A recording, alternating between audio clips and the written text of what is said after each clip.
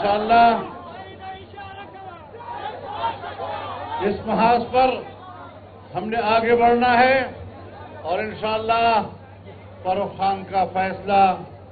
اور تاجی خان کے اس ڈیرے کا فیصلہ یہ پوری پنڈی کا فیصلہ، یہ پورے اسلام آباد کا فیصلہ ہوگا۔ آئندہ اسلام آباد اور پنڈی آپ کا ہے انشاءاللہ۔ ہم ان جاگیرداروں کے اس گرفت کو توڑیں گے جو انہوں نے پاکستان کے قیام سے لے کر اور انگریزوں کے زمانے سے لے کر ہم پر گرفت مضبوط کی ہوئی ہے۔ انشاءاللہ جو علم مولانا مفتی محمود نے بلند کیا تھا عام آدمی کے لیے، آج وہ حقیقت کا جامہ پہنے گا اور ایک زمینی حقیقت بن کر سامنے آئے گا۔ اللہ تعالی ہمارا حافظ و ناصر ہو، اور میں ان کی تشریف آوری پر مبارکباد بھی دیتا ہوں اور اسے صرف جمعیت کے لیے نہیں بلکہ علاقے کے لیے، خطے کے لیے بھی ایک شروع قرار دیتا ہوں۔ اور قبیلے کے تمام معزز حضرات، آپ کے رفقا، آپ کے دوست اور جمعیت علماء اسلام کے کارکن جو آج یہاں جمع ہیں، جس تعداد کے ساتھ جمع ہیں، جس جوش اور ولولے کے ساتھ جمع ہیں، میں اس اجتماع میں جناب فاروق خان کھوکر اور ان کے تمام رفقا جنہوں نے جمعیت علماء اسلام میں شمولیت کا اعلان کیا، میں ان کا خیر مقدم کرتا ہوں۔ ان کی شمولیت سے جمعیت علماء اسلام کی قوت کو مزید کمک ملی ہے اور انشاءاللہ یہ قافلہ مزید ایسے سرفروشوں سے آباد ہوگا، یہ آگے بڑھے گا، یہ پاکستان میں اللہ کے کلمے کو سربلند کرنے کا کردار ادا کرے گا، یہ پاکستان میں شریعت کے نظام کو نافذ کرنے کے لیے کردار ادا کرے گا۔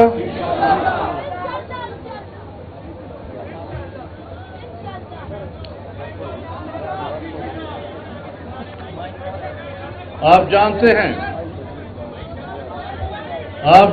ہیں اگر دین اسلام کا محاذ ہو اور پاکستان کو اسلامی جمہوریہ بنانے کا معاملہ ہو، اسلام کو پاکستان کا مملکتی نظام بنانے کا معاملہ ہو، آئین کو اسلامی بنانے کا مسئلہ ہو اور پارلیمنٹ میں ختم نبوت کا مسئلہ آئے، رسالت مآب صلی اللہ علیہ وسلم کی توقیر اور عزت کا مسئلہ آئے، تو الحمدللہ یہی وہ قافلہ ہے جس نے یہ مہم سر کیے ہیں، کامیابی کے ساتھ سر کیے ہیں۔ جب سپریم کورٹ میں ختم نبوت پر حملہ ہوا تب بھی ہم وہاں پہنچے اور سپریم کورٹ کو اپنا فیصلہ واپس لینے پر مجبور کیا ہے۔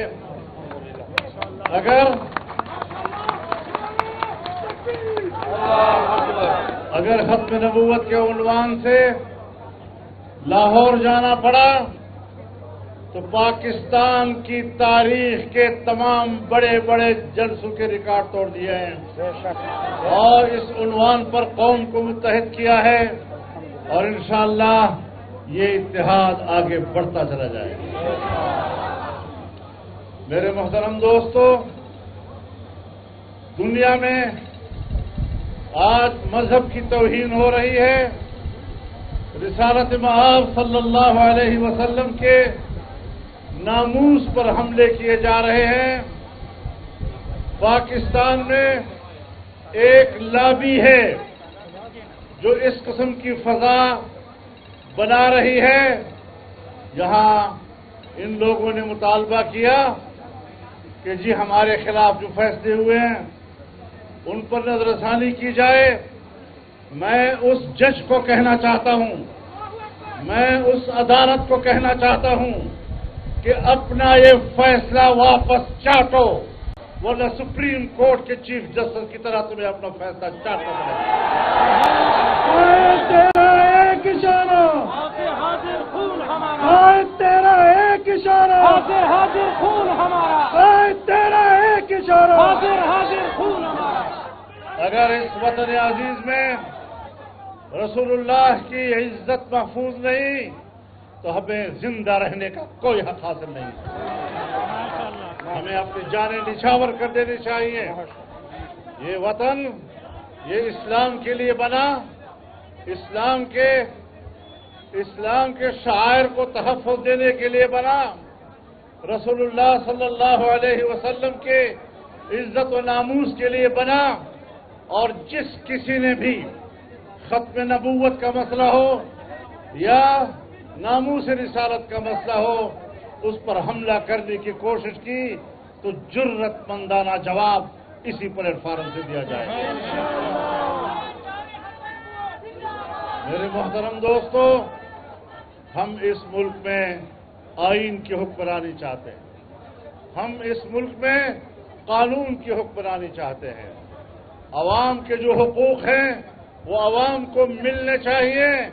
ورنہ عوام کا حق لڑنے کی جنگ ہم لڑنا جانتے ہیں۔ ملک کہاں پہنچ گیا ہے، مہنگائی کہاں پہنچ گئی ہے، عام آدمی کی زندگی اجیرن ہو گئی ہے، ملک کی معیشت کا دھڑن تختہ کر دیا گیا ہے۔ گزشتہ 10-15 سالوں سے ہم ملک میں یہی کچھ دیکھ رہے ہیں کہ ہمارے آس پاس میں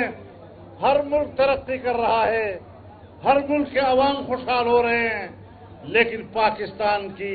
ترقی معکوس چل رہی ہے، زوال چل رہا ہے، معاشی طور پر قوم مفلوج ہو کر رہ گئی ہے۔ اور جب تک آپ دوست اسی جذبے کے ساتھ اس ملک میں انقلاب نہیں لائیں گے، تبدیلی نہیں لائیں گے،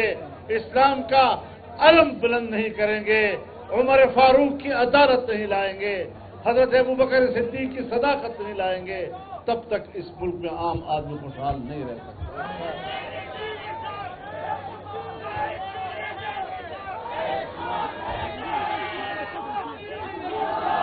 انشاءاللہ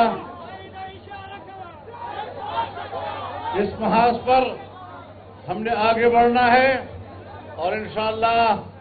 فاروق خان کا فیصلہ اور تاجی خان کے اس ڈیرے کا فیصلہ یہ پوری پنڈی کا فیصلہ، یہ پورے اسلام آباد کا فیصلہ ہوگا۔ آئندہ اسلام آباد اور پنڈی آپ کا ہے انشاءاللہ۔ ہم ان جاگیرداروں کے اس گرفت کو توڑیں گے جو انہوں نے پاکستان کے قیام سے لے کر اور انگریزوں کے زمانے سے لے کر ہم پر گرفت مضبوط کی ہوئی ہے۔ انشاءاللہ جو علم مولانا مفتی محمود نے بلند کیا تھا عام آدمی کے لیے، آج وہ حقیقت کا جامہ پہنے گا اور ایک زمینی حقیقت بن کر سامنے آئے گا۔ اللہ تعالی ہمارا حافظ و ناصر ہو، اور میں ان کی تشریف آوری پر مبارکباد بھی دیتا ہوں، اور اسے صرف جمعیت کے لیے نہیں بلکہ علاقے کے لیے، خطے کے لیے بھی ایک قرار دیتا ہوں۔